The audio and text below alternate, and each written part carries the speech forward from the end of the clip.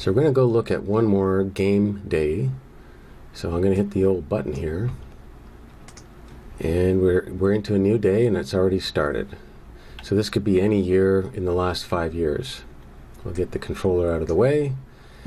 And again, we've got some time to look at things and see how things are going. So in this case, the market's been running up for a few days whenever this happened.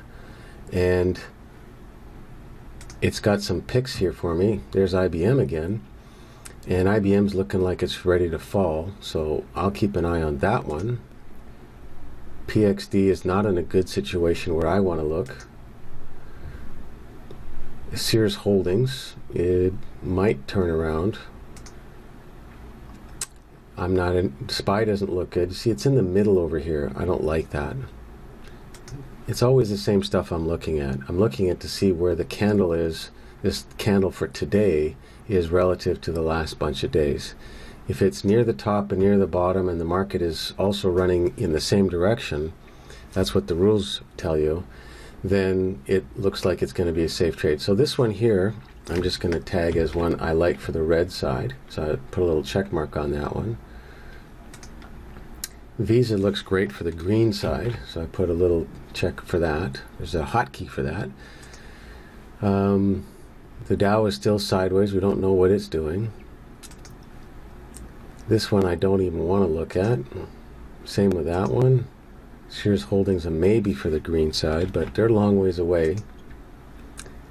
SPY, TNA, nothing here is looking all that great, except for Tesla to the red side.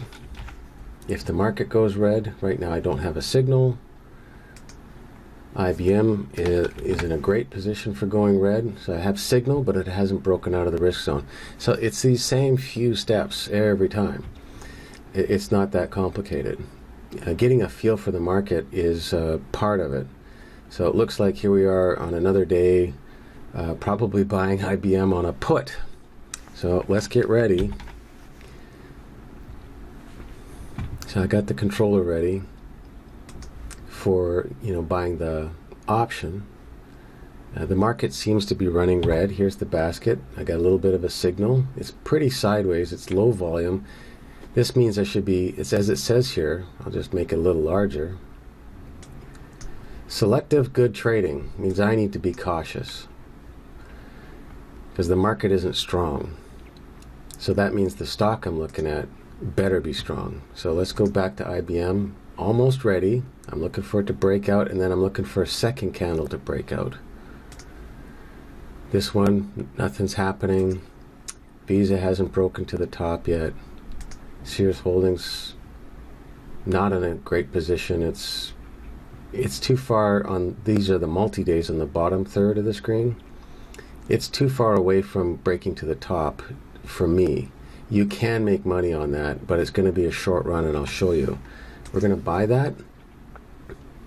This is a riskier trade. I don't normally take them, but this is demo.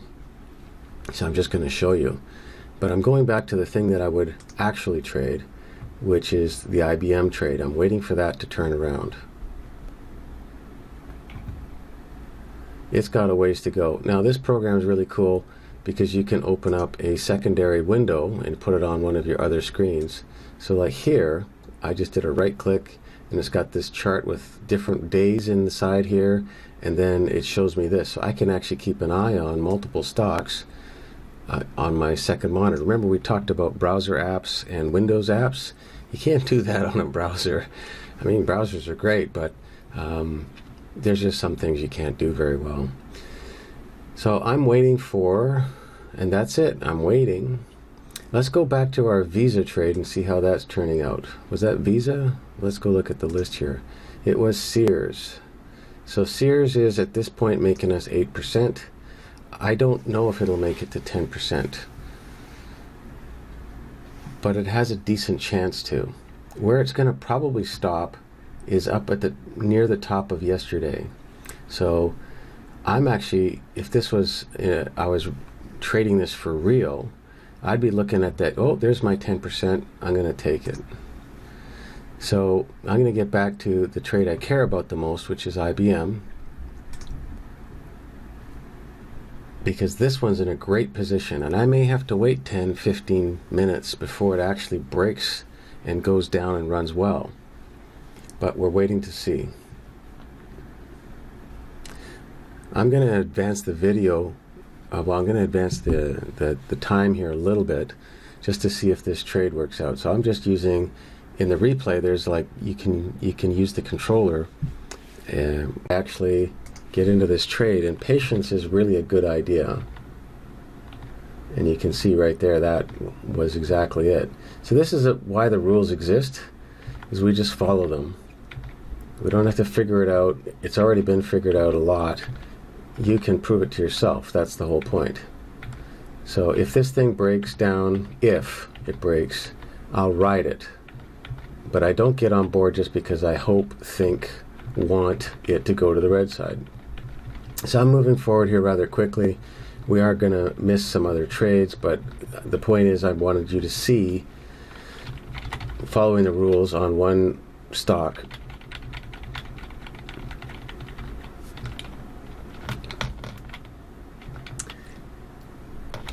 so maybe in the afternoon this thing might break.